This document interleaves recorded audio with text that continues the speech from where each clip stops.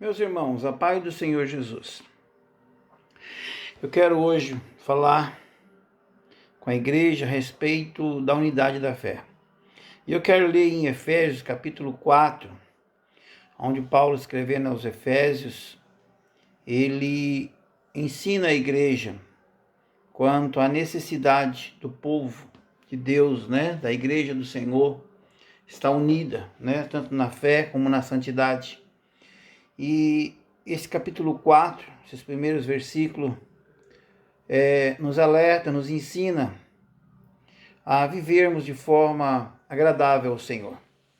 Eu quero ler a palavra do Senhor aqui em Efésios 4. Diz assim: Rogo-vos, pois eu, o preso do Senhor, que andeis como é digno da vocação com que fostes chamados, com toda a humildade e mansidão, com longanimidade, suportando-vos uns aos outros em amor, procurando guardar a unidade do Espírito pelo vínculo da paz. Há um só corpo, um só Espírito, como também foste chamado, em uma só esperança da vossa vocação.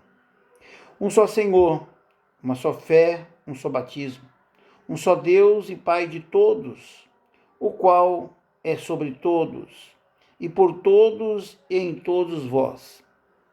Mas a graça foi dada a cada um de nós segundo a medida do dom de Cristo. Por isso diz: subindo ao alto, levou cativo o cativeiro e deu dons aos homens. Ora, isto, ele subiu, que é senão também antes tinha descido às partes mais baixas da terra? Aquele que desceu é também o mesmo que subiu, acima de todos os céus, para cumprir todas as coisas.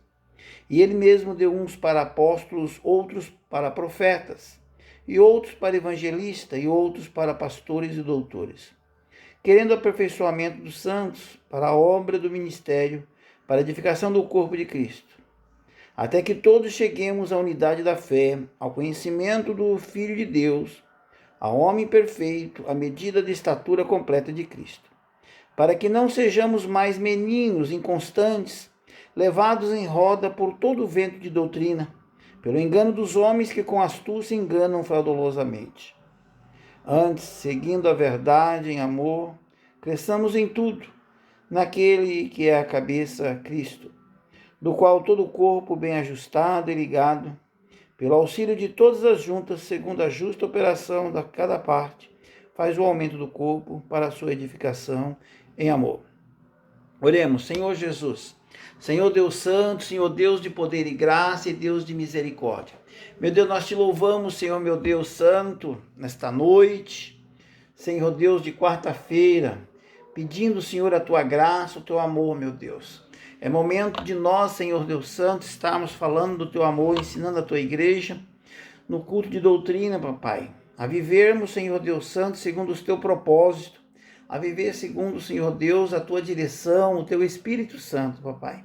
Portanto, meu Deus, nos ensina nessa noite, pela tua misericórdia e pelo teu amor. Amém, meus irmãos? Então, meus irmãos, como nós tínhamos iniciado na introdução, nós vemos Paulo aqui ensinando a igreja quanto à necessidade da igreja estar unida.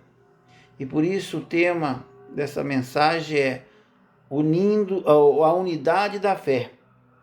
E Paulo, então, nesse capítulo 4, ele diz: Rogo-vos, pois eu, preso do Senhor, que andeis como é digno da vocação com que fostes chamado. Primeira coisa, nós somos chamados numa vocação. Ninguém foi chamado ao léu, ninguém foi chamado para viver na indiferença. Deus nos chamou com propósito, porque o nosso Deus é Deus de propósito. É o Deus que nos chama para um determinado trabalho e nos chama para a sua obra. De maneira que, meus irmãos, nós não devemos ficar preocupados com o que vamos fazer, ficar preocupado com o que o outro está fazendo. Porque Deus nos chama num propósito, numa vocação, e nós devemos viver nessa vocação. Devemos viver de acordo com esse chamado do Senhor. Por isso Paulo ele começa dizendo: Rogo-vos, pois, eu, preso do Senhor, que andeis como é digno da vocação com que fosse chamado. Então, Se eu fui chamado para pastorear as ovelhas na casa do Senhor, já desde o princípio da minha chamada, né? Aceitei Jesus em 1980 e em final de 80, começo de 81, me batizei. E naquele tempo eu estava cursando a faculdade de administração de empresas. E então ainda faltavam 2 anos para terminar. E eu ia nos cultos somente nos domingos, nos sábados à noite. Nos domingos à noite, nos domingos de manhã e no sábado à noite. Mas depois que eu terminei a faculdade, comecei a me envolver na obra do Senhor. E me agradou muito a consagração, as visitas. E começamos a fazer visita, eu mais um diácono que havia na igreja, muito despertado. Começamos a visitar nas comunidades, as famílias, nos domingos pela manhã, depois da consagração. E foi uma bênção, foi me alegrando o coração. E passado aí, talvez, alguns meses, me chamaram, comecei a frequentar a escola dominical, me chamaram para ser o superintendente da escola dominical. E eu organizei a escola dominical de acordo com o curso teológico que eu estava fazendo na época, da Betel, e tinha uma matéria chamada EBD, e eu organizei a escola de acordo com aquela revista de teologia. E não fiquei muito tempo, o pastor João Duque já me chamou para dirigir uma igreja, uma subcongregação. E nunca mais, meus irmãos, parei. Já vão indo para quase 35 anos, dirigindo, pastoreando, cuidando do rebanho do Senhor, administrando a obra do Senhor. Então eu creio que a vocação com que o Senhor me chamou foi de amar as ovelhas, de buscar as ovelhas, de apacentar as ovelhas da casa do Senhor. E eu sempre fiz isso com muito temor, muita preocupação, muita dificuldade, às vezes sempre trabalhando, viajando. Mas foi essa a vocação que o Senhor me deu. E eu não tenho que ficar preocupado, com os demais, eu tenho que me preocupar com aquilo que o Senhor me chamou. Então Paulo nos ensina a andarmos de acordo com a vocação que o Senhor tem nos chamado. Um o Senhor chama para apóstolo, outro ele chama, como ele está dizendo aqui no versículo da frente, ele diz, no versículo 11, e ele mesmo deu uns para apóstolos, e outros para profetas, e outros para evangelistas, e outros para pastores e doutores. Então, o Senhor nos chama numa vocação, A um o Senhor chama para evangelizar, e às vezes esse que evangeliza quer ser pastor, esse que evangeliza quer ser cantor, E não atentando para o propósito de Deus, Então, o apóstolo nos orienta a ficarmos embaixo da graça do Senhor, na direção do Espírito Santo de Deus, que Ele é o nosso professor. É Ele que vai nos ensinar a fazermos a obra do Senhor no tempo certo, na hora certa, e vai nos preparar para fazer essa obra. Então, Paulo nos orienta, a primeira coisa deste ensino da carta de Efésios, no capítulo 4, é exatamente isso, a nós nos despertarmos para o propósito pela qual nos chamou. O Senhor nos chamou. Então, andeis como é digno da vocação que vos chamou. Quer dizer, com fidelidade, com dignidade. Se você louva a Deus, seja fiel no louvor, seja fiel através da oração, busque o Senhor na oração, dizendo: Senhor, Tu me convocou, me chamou, e a minha vocação é para louvar, Senhor meu Deus. Me usa como instrumento para que quando eu louvar o Teu nome, Senhor Deus, a igreja seja abastecida, a igreja seja cheia da Tua glória, a igreja seja alimentada, a alma seja despertada. Me usa como instrumento, Senhor. Então isso é dignidade da vocação. E se eu faço a obra do Senhor como pastor, procurar fazer o melhor diante do Senhor. Senhor, eis-me aqui para cuidar do teu rebanho, para sofrer pelo teu rebanho, né? E se desgastar por aquela vocação a qual o Senhor nos entregou.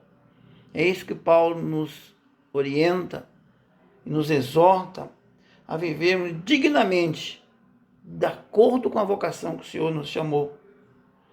O verso 2 diz assim: com toda a humildade e mansidão, com longanimidade, suportando-vos uns aos outros em amor. Olha a necessidade de entendermos o chamado do Senhor. Se eu sou pastor, eu devo fazer a obra do Senhor, pastorear a igreja do Senhor, o rebanho do Senhor, sabendo que o rebanho não é meu, ele é do Senhor, e que no meio do rebanho não pode entrar animais diferentes, animais que venham para abater as ovelhas, animais que venham para tentar espalhar as ovelhas, dividir.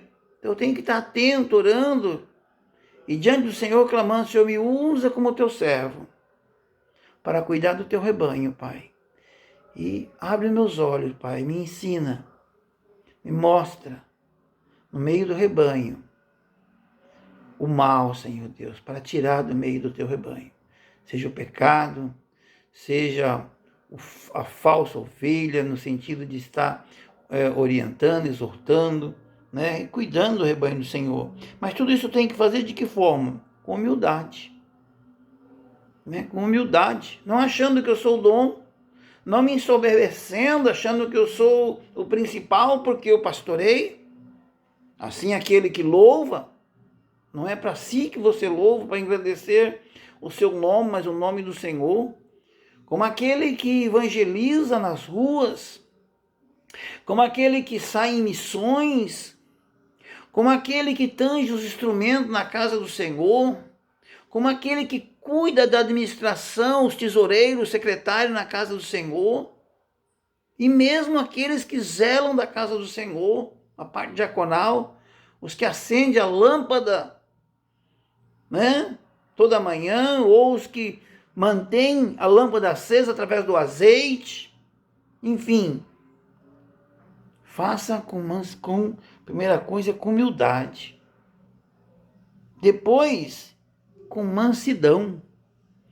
Humildade e mansidão, irmãos.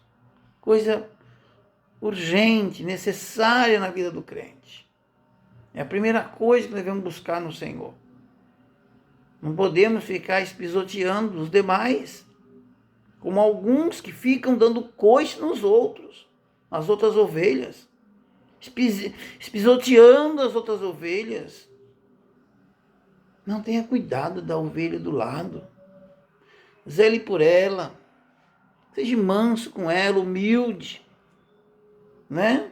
Manso, não é tão bom lidar com ovelhas mansas. O manso você pode pôr em qualquer lugar, você pode abraçar, você pode cuidar das feridas, não vai te escornear, não vai dar coice, não vai ficar reclamando, é manso, né? E é humilde. Outra característica importante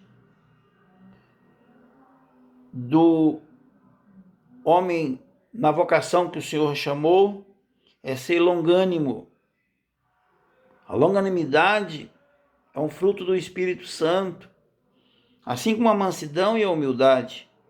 E a longanimidade é nós sermos demorados para tomar uma ação que venha a ser dura contra alguém, é nós demorarmos para julgar alguém, é buscarmos primeiro no Senhor, é buscarmos primeiro o entendimento, ser tardio para irar com os outros, né? Ser tardio para julgar, para falar dos outros.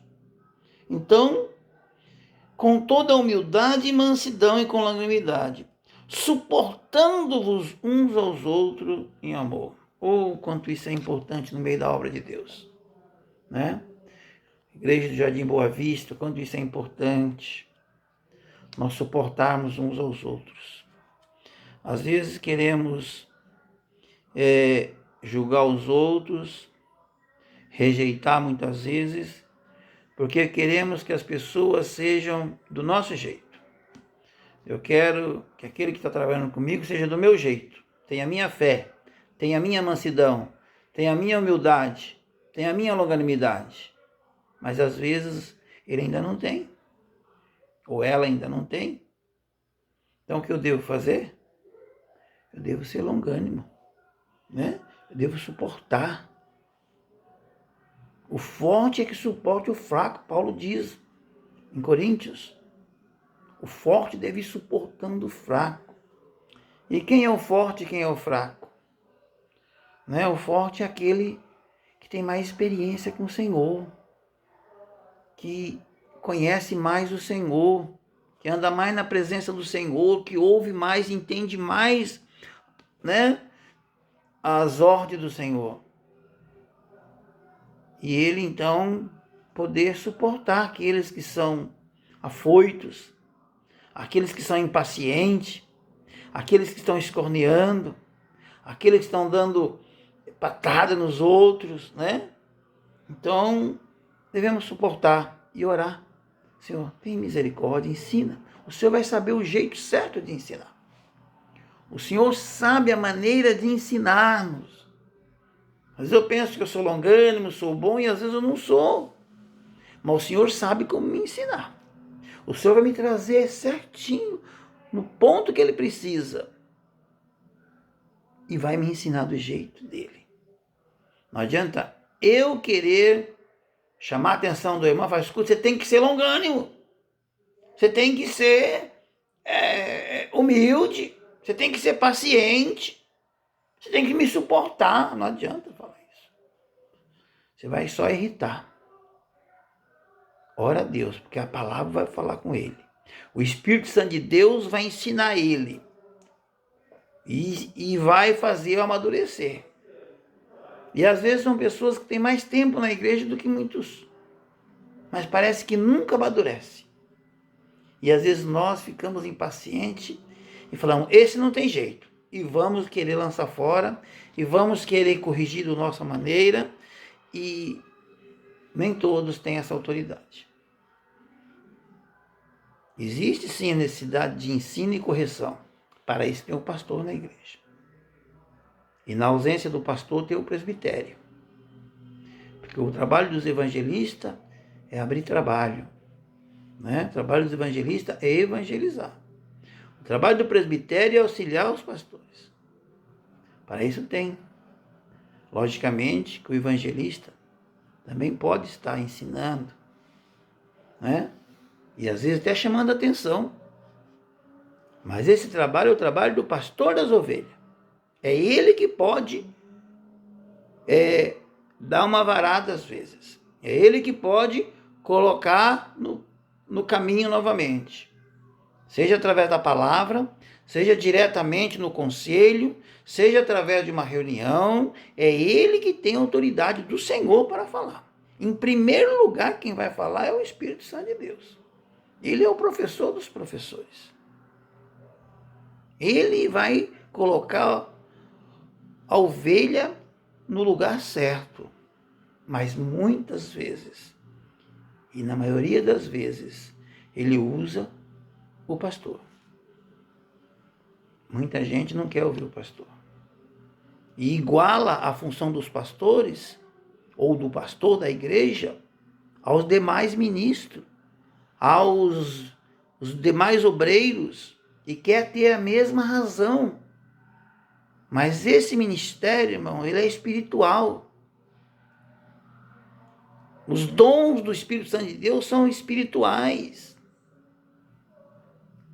O pastor da igreja, não importa se é grande, se é pequeno, se é letrado ou iletrado, se tem todos os frutos do Espírito Santo de Deus, se não tem nada.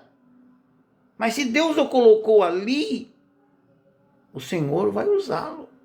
e precisa ser honrado e respeitado como autoridade espiritual na igreja. E muitas vezes as pessoas pegam confiança e confundem e querem retrucar, não aceitam a correção do pastor. E aí muitas vezes essa pessoa acaba errando, acaba se perdendo, acaba se irritando e achando que pode tomar as decisões e sai tomando decisões, muitas vezes abandona o ministério, abandona a igreja, mas não é assim. A obra do Senhor, ela é espiritual. Por isso Paulo, nessa exortação, quanto à necessidade de vivermos na unidade da fé, quer dizer, numa única fé. A unidade da fé significa uma única fé. Então a fé do povo de Deus é única. E ela é dada através do Espírito Santo de Deus. E vivificada pelo Espírito Santo de Deus. Vivificada pela palavra de Deus. A primeira vivificação é a chamada quando nós aceitamos Jesus, que é através de Jesus Cristo. É Ele, primeiro, a nos alimentar a nossa fé, a desenvolver a nossa fé. Né? Depois a palavra, depois o Espírito Santo de Deus, a palavra, vai nos fazendo crescer na fé, nos ensinando. Então ele diz, para sermos dignos, andarmos dignos, de acordo com a vocação que nós somos chamados. Não darmos decepção. E de que forma fazemos isso? Com humildade, com mansidão, com longanimidade e suportando-nos uns aos outros em amor. E aí o verso 3 diz, procurando guardar a unidade do Espírito pelo vínculo da paz. Né? O que é a unidade do Espírito? A unidade da fé. A igreja é um corpo. A cabeça da igreja é Jesus Cristo. Vivificada, que dá vida a esse corpo é o Espírito Santo de Deus. E o que alimenta esse corpo é o sangue de Jesus que nos lava. E a sua palavra que alimenta e o sangue que nos lava, nos limpa todo o tempo. A palavra é o alimento, né? E o sangue de Jesus é o que fortalece, nos limpa, nos purifica. Portanto, ele diz, procurando guardar a unidade do Espírito. Então, se alguém está em desobediência, não está nessa unidade. Se alguém está vivendo da sua maneira, não está nessa unidade. Se alguém não aceita a correção do ministério, do pastor da igreja, não está nessa unidade. Se alguém fica dividindo a igreja, não está nessa unidade. Por isso Paulo diz no versículo 4, há um só corpo e um só Espírito, como também fosse chamado em uma só esperança da vossa vocação. Um só Senhor, uma só fé, um só batismo. Um só Deus e Pai de todos, o qual é sobre todos e por todos e em todos vós. É um só. Não tem outro Deus, não tem outro batismo, não tem outra fé, não tem outro Senhor. É um só batismo, um só Senhor, uma só fé, um só Deus e Pai de todos, diz a palavra do Senhor. Amém, igreja do Senhor.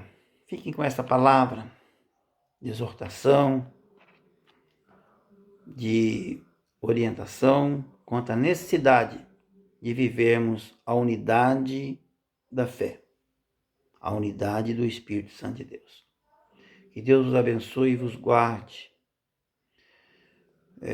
Queria eu ainda falar todos os 16 versículos que estão aqui, mas vai ficar extenso para a live, fica pesado para subir para o YouTube, então eu quero estar encerrando, agradecendo a igreja, né, nessa quarta-feira, que é o culto de ensino, né?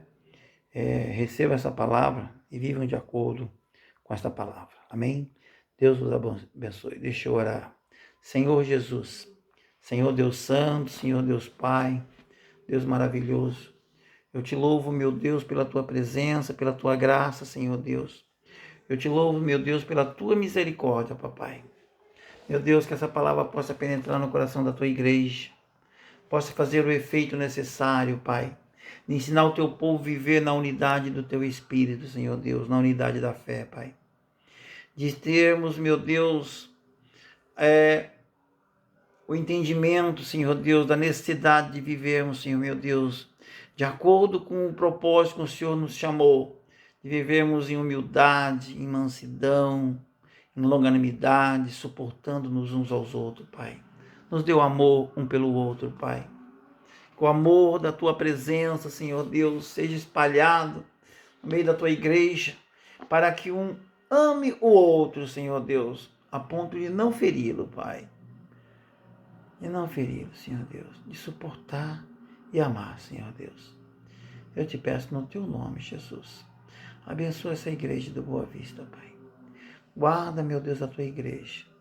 Repreende este mal, Senhor Deus Santo. Essa pandemia, meu Deus Santo. Essa epidemia, esse vírus, Senhor Deus, que está assolando, Senhor Deus. E nós, nesse momento, voltamos, meu Deus, essa semana a ficar sem o culto, devido às contaminações, meu Deus, aí no bairro, Senhor Deus Santo. Meu Deus, repreende este mal. Cura os nossos irmãos, Senhor Deus, que estão infectados. Vai com eles naqueles hospital, Pai, e guarda eles. Traz eles de volta para nós, Senhor Deus. Guarda cada um da sua igreja para que ninguém se contamine, Senhor Deus. Para que possamos fazer a Tua obra, Senhor Deus. Abençoe nessa reforma, meu Deus. Abre, meu Deus, nossos corações e multiplique, meu Deus, muitas e muitas vezes a finança da Tua igreja, de cada família, para que possa contribuir, Pai, para nós terminarmos essa obra, essa pequena reforma, Pai. Eu te peço no Teu nome, Jesus. Usa cada família. Usa, meu Deus, cada crente, para que, meu Deus, seu coração esteja aberto, para que Tu possa abençoar e abençoar, meu Deus, a empresa onde ele trabalha, para abençoar o trabalho dele diário, Pai Santo, seja o trabalho numa empresa, seja o trabalho autônomo, seja o trabalho, Senhor Deus, que for, o abençoa, meu Deus, multiplica, faz fluir, meu Deus Santo, as finanças da Tua igreja, dos Teus servos, da Tua família, Pai. Não deixe faltar o pão, Pai. Eu te peço no Teu nome, Jesus. Amém. Amém, meus irmãos. Deus os abençoe. Fiquem na paz do Senhor Jesus.